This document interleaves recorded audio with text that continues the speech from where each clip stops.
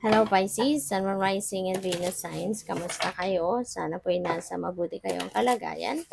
Welcome back po sa Star Tarot. At kung bago kayo rito, welcome din po kayo. Please subscribe, like, share my videos, and leave me a comment kung naka-resonate po kayo. Thank you. So, first card ni Pisces, we have Angel of Wealth. Sabi dito, financial flow come easily to you. So, napakaganda. Siswertehin kayo ngayon sa pera. Meron dito mga kaperahan, dadaloy patungo sa iyo, no? Maaring merong windfall of money, no? Winnings, mga ganyan. Or pa pwedeng merong mga magbabayad ng utang sa iyo, mga matagal nang ng utang, ayun makakapagbayad na, pwedeng mga ganon. Or any kind, no? Any kind, kung saan man to magagaling mga perang ito. So, we have discernment. Follow your intuition, Pisces, lalo-lalo na if you are going to make a decision about something. No? At maaring nalilito ka, naguguluhan ka, pakinggan mo yung inyong intuition at siguradong hindi ka dyan magkakamali. Pakinggan mo yung bulong ng iyong intuition at siguradong mapupunta ka sa tama. Okay? So, what else? So, we have gratitude. Pray for what you need, but be grateful for what you have already received. Okay? So, yun, importante na lagi tayo nagpapasalamat. Okay? Sa lahat ng biyaya na meron tayo. Hindi lang sa nagdadasal tayo lagi na kung ano yung hinihingi natin, ano yung kailangan natin, dapat hindi lang tayo nakakaalala magdasal, no? Para humingi. But sa pagdadasal natin habang tayo humihingi ng kung ano man sa divine, alalahanin din natin na magdasal ng pasasalamat sa kung ano yung meron na tayo, sa kung ano yung binigay na niya sa atin. 'Di ba? Kasi kapag nagpo-project tayo ng gratitude, attitude, yung lagi tayong nagpapasalamat, mapagpasalamat tayo, tignan mo, kahit hindi ka humingi, bibigyan at bibigyan ka ng kung ano ang kailangan mo. Okay? Kaya lagi lang tayo magpapasalamat, 'di ba? Minsan 'di ba nare-realize natin na wow, 'di ba? Hindi ko naman 'to hiningi pero binigay sa akin ng divine universe, 'di ba? God is good, no? God is good na lang tayo. Kasi kahit hindi tayo nagdadasal and asking for something, for a specific thing, 'di ba?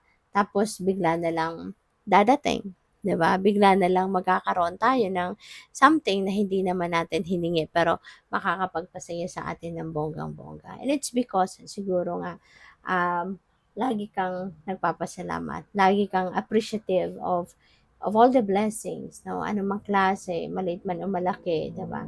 Na binibigay ng universe. Kaya continue to be grateful, continue to express your gratitude sa Panginoon.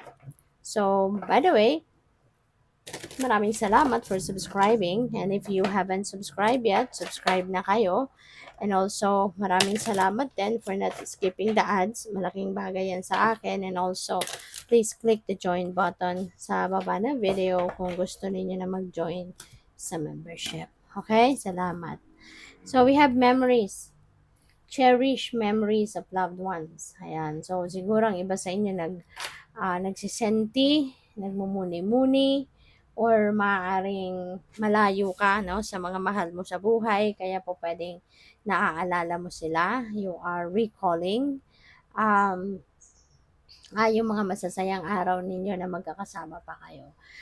Po pwede din na mga mahal mo sa buhay ito na nag-pass on na on the other side. Maaaring namimiss mo sila. Maaaring na naaalala mo yung mga pinagsamahan ninyo noon, mga bagay na ginawa ninyo together, no? At namimiss mo. So, we have believe in your dreams. Ayan. So, maaari, no, na yung dreams na to is yung mga pangarap. Okay? Magtiwala ka na yung mga pangarap mo ay matutupad mo. Kasi kapag hindi ka naniniwala na matutupad mo ang pangarap mo, ay naku, tatamarin ka na talaga niyan at hindi mo talaga yan gagawa ng paraan. Kasi, 'di ba, kung ano man iniisip natin, ano man yung goal natin, ano man yung pangarap natin, kung nasa isip lang natin at hindi natin gagawa ng paraan, edi wala. papaano natin yan ma-experience sa realidad if we are not going to take action towards that. Pero kung yun nga, kung hindi ka naniniwala na matutupad mo ang pangarap mo, eh talagang hindi yan mangyayari, 'di ba? Kaya paalala sa'yo dito, reminder sa'yo, believe in your dreams. Okay? Magtiwala ka sa pangarap mo, ng pangarap mo ay matutupad mo, na yung pangarap mo ay madadala mo sa iyong realidad so that it will inspire you, it will motivate you to take action towards realization of your dreams. So what else?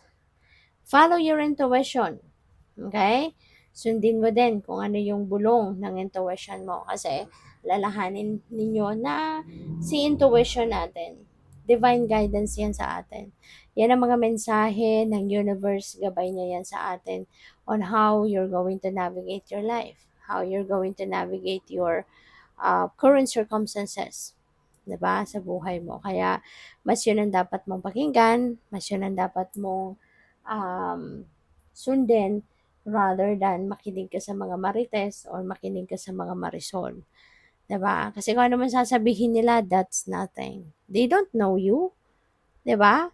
Maaaring kilala ka lang nila, no, sa very superficial, pero hindi ka nila kilala from the inside, 'di ba? Hindi nila alam kung ano ang totoo mong pagkatao, ang totoong nilalaman ng puso mo, totoong nilalaman ng isip mo. They don't know that, no? Maaaring ang alam nilang nila yung kung anong nakikita nila sa'yo sa panlabas. Kaya anong alam nila sa'yo, 'di ba? Ano yung walang rason para pakinggan mo or sundin mo yung mga payo nila sa'yo or kung ano man ang mga sasabihin nila sa'yo. But your intuition, that's divine guidance. Yan ang mas mabigat. Yan ang mas dapat mong pakinggan at yan ang mas dapat mong sundin kasi God made you.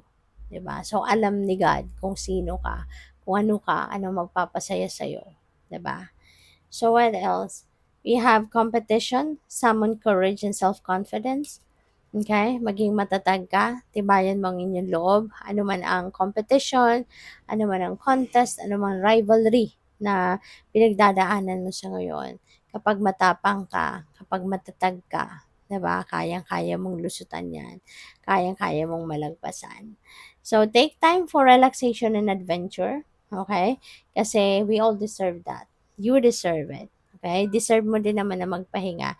Deserve mo din na mag-enjoy. Deserve mo na makasama mo yung mga mahal mo sa buhay, makabanding mo yung mga kapamilya mo, makabanding mo yung mga kaibigan mo. You deserve it. Okay? Kaya go, have fun. 'Di ba? Mag-ano ka, magbakasyon. Okay? Hindi naman kailangan ang bakasyon ay magastos. 'Di ba? You can make plans, no, kung gusto mong mag-travel, you can look for places, no, na you can afford. No, yun kahit malapit lang, basta magiging masaya ka, mai-enjoy mo, 'di ba? Yung bakasyon, mai-enjoy mo yung lugar, mai-enjoy mo yung oras na gugugulin mo diyan, then why not? So, good luck, have fun. Thank you for watching. Love and light. Namaste.